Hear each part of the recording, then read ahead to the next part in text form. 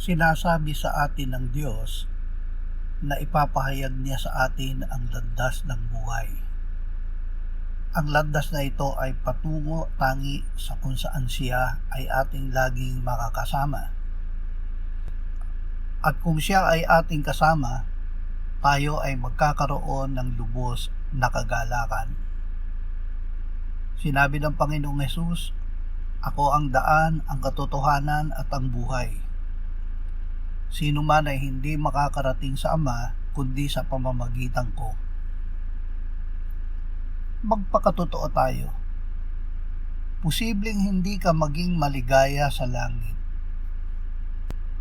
Wala doong television, Netflix, walang YouTube, Facebook at iba pang paborito mong social media para sa panandali ang aliw.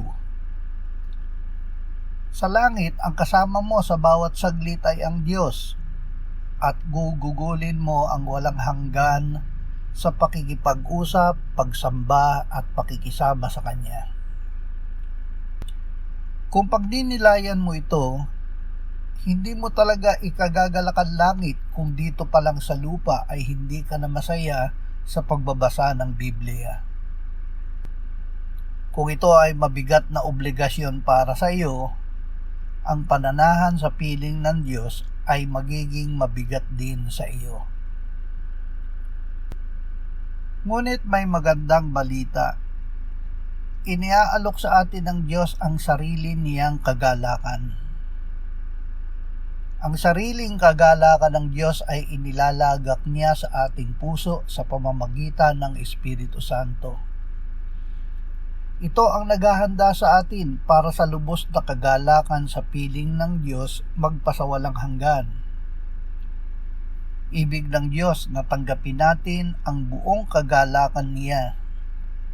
Sinasabi sa Roma 15:13, "Puspusin nawa kayo ng Diyos ng pag-asa ng buong kagalakan at kapayapaan sa pananampalataya upang kayo'y sumagana sa pag-asa sa pamamagitan ng kapangyarihan ng Espiritu Santo."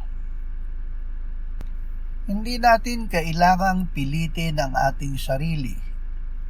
Ang kagalakang ito ng Diyos ay isang regalo na matatanggap natin sa paraan ng pananalig sa Kanya. Ang panandali ang kasiyahan ay nakadepende sa mga panlabas na aliw, tulad ng mga likes sa social media o magandang entertainment. Kapag nawala ang mga ito, nawawala rin ang saya. Subalit ang tunay na kagalakan ay may kalakip na pangako.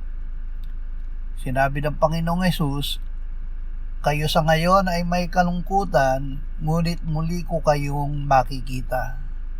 Magagalak ang inyong puso at walang makakapag-alis sa inyo ng inyong kagalakan."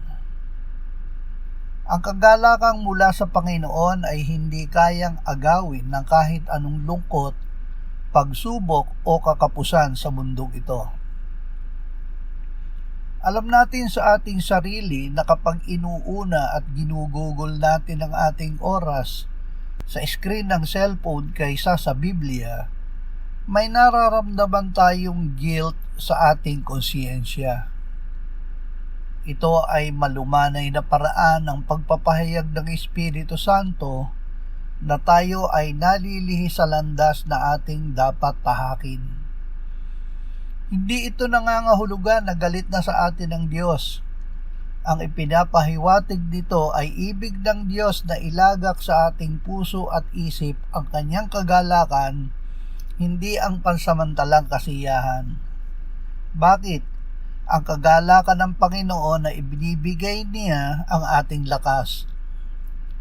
Sa kabila ng ating mga pagkukulang, ang Ama ay nagagalak sa atin dahil kay Kristo at ang Kanyang pag-ibig ang nagbibigay sa atin ng buhay na pag-asa.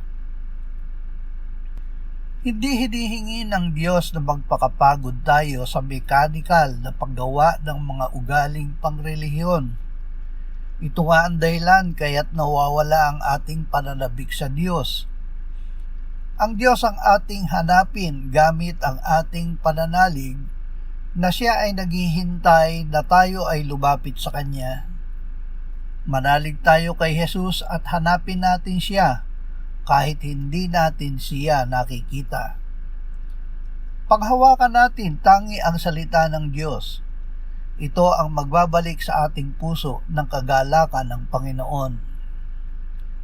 Hanapin natin si Jesus kahit na siya ay hindi natin nakikita. Hindi ninyo siya nakita, gayon may inyong iniibig. Bagamat ngayon ay hindi ninyo siya nakikita, gayon may inyong sinasampalatayaan at kayo'y nagagalak na may galak na hindi maipaliwanag at puspos ng kaluwalhatian, na inyong tinatanggap ang bunga ng inyong pananampalataya, ang kaligtasan ng inyong mga kaluluwa. Ang kagalakang ito ay hindi maipaliwanag at puspos ng kaluwalhatian. Bakit? Dahil ito ay hindi kagalakan ng tao sa Panginoon, kundi kagalakan ng Panginoon sa atin na sumasampalataya sa Kanyang anak na si Jesus.